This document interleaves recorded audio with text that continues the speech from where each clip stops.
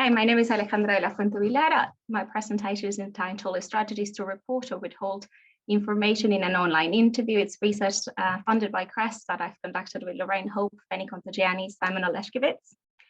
And this research focused on developing and testing an online elicitation protocol to use in text-based online interactions, so just chat interviews, and with semi-cooperative sources. During this presentation, I'm going to focus just on this latter aspect of the research. So what do we mean by semi-cooperative sources? We wanted to see what reluctance looked like online. So when people are providing some information, but not all of the information that they know. And specifically, I'll present the strategies that they use in order to report and withhold some of the information. Participants took part in an experiment online. They received an information package, which I'll describe in detail in a minute. And afterwards, we tested their knowledge of it so that we could conclude that they actually remember the information, but they're choosing to withhold it or not to disclose it. For the interview, participants had to be deceptive, but not actually instructed to lie, in comparison to some of the other research that you'll probably have been listening to during Decepticon. So the instruction was to reveal neither too much nor too little information. And afterwards, they just had a questionnaire about how the interview went. In the information package, they learned that their friend John had become an extremist. They had information about 5 clusters of units of information that were clustered relating to the information about the relationship that they had with John, the motivations that John had to perhaps join some of these activities, some of his online activity that showed like a very nationalist sentiment, and then potentially having been involved with an extremist group, and some information about a future attack. The information was presented using realistic mock-ups of like press and also social media, but also with videos about the locations and targets, and also in animated videos if they had to pretend to have had a conversation with John. We piloted this with 98 people, and the majority of the people engaged in this information dilemma of not revealing too much, not revealing too little information. So as I said, we're not talking about the online elicitation protocols, but it's important for you to know that we found that a report-based approach in which the interviewer didn't have knowledge but followed kind of a funnel questions using open questions, and then a funnel approach using open questions and then direct questions was more effective at eliciting information than just the direct approach. But we were mainly keen on like this semi-cooperative aspect of what that reluctance looked like. So I mentioned these 4 groups of like the information was clustered in these 4 groups. And we found that that reluctance also varied according to the type of topic that they had. So here you can see that from the amount of units of information that they had, what the disclosure rates were. And you also have the total units of information. So participants only told 1/3 of all of the information that they had in these interviews.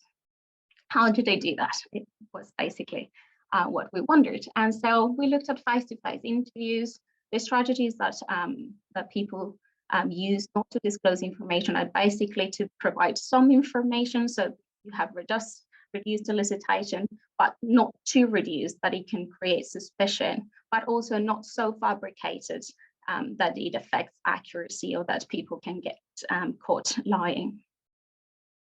Some research from Allison created actually quite a nice taxonomy of what are the counter-interrogation tactics. And in this spectrum of semi-cooperativeness going towards like full-blown reluctance or resistance, you have that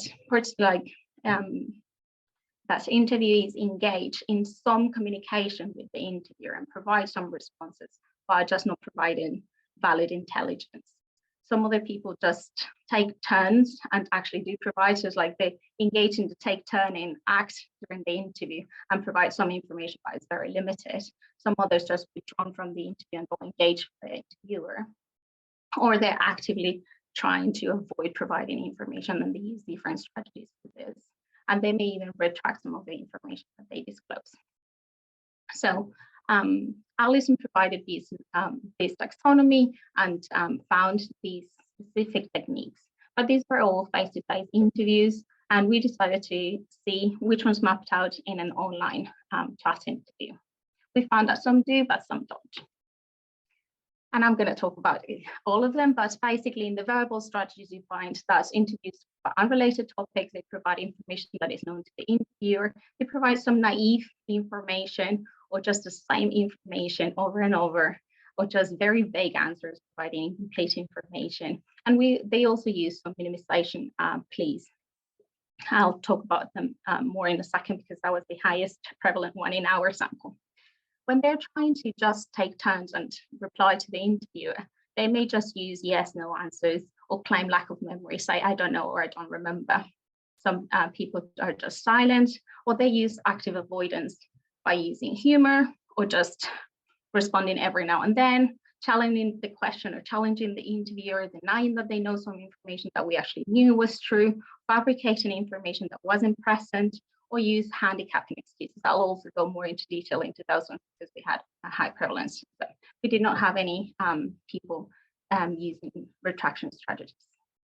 So in our sample, we found this was the prevalence of the use of reporting strategies, and I'm going to focus on these 5.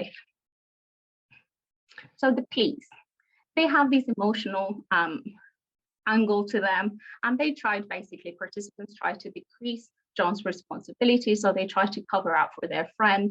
They did this by highlighting positive attributes of John, but sometimes they also did it by blaming the guilt in someone else. So John has a friend, Eric, who's the one who's involved with the organization, and so they used blame and accusations and expressing negative opinion in general of Eric. They were also concerned about themselves, and so there are some pleas that are about, oh, how bad they are, but I am not involved as in terms of the participants. And so some examples from this, when talking about the positive attributes of John, he's a very good friend and he's a very good dad. That was the general gist of the majority of them. And so he would never do anything that's evil or bad or violent. They also tried, when acknowledging that maybe, yes, he has done something, they tried to decrease his responsibility.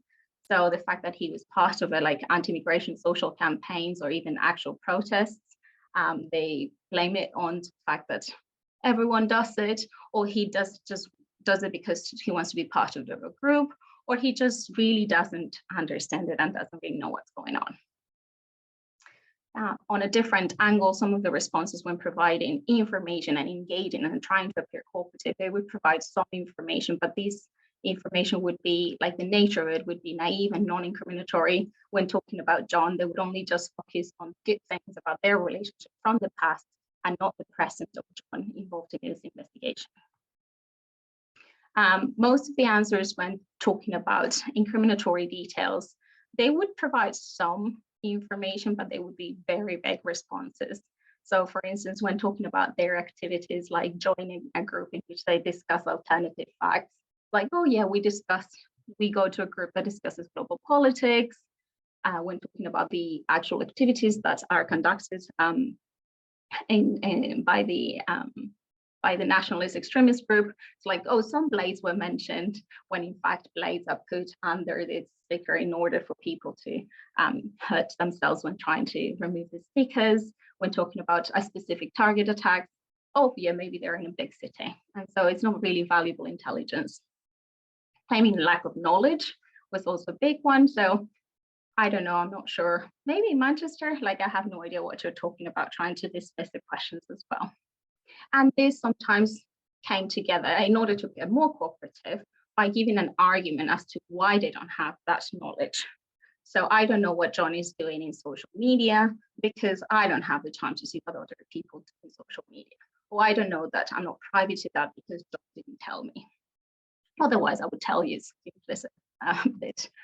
And so what we find overall is that the verbal strategies are very present, and that's basically, we think, like a result of like telling them to give some information so they are engaging, but they're just very strategic about what they withhold. They have a large preference for these verbal strategies, trying to portray engagement, but just reporting low value information. They're very, like, they don't use these more avoidance strategies. in order to continue to portray willingness to cooperate. And we also think that some of this is because of the online context. It's more demanding, obviously, in general to be more avoidant. But these low demand formats of I don't know because of why are very easy to be in a chat or an online interview. And unlike some of the other research, we did find that there are loads of use of emotional arguments to shift toward the focus of innocence. Some limitations of our study. It's a low-stake experimental scenario, so we're looking forward to replicating this in the field.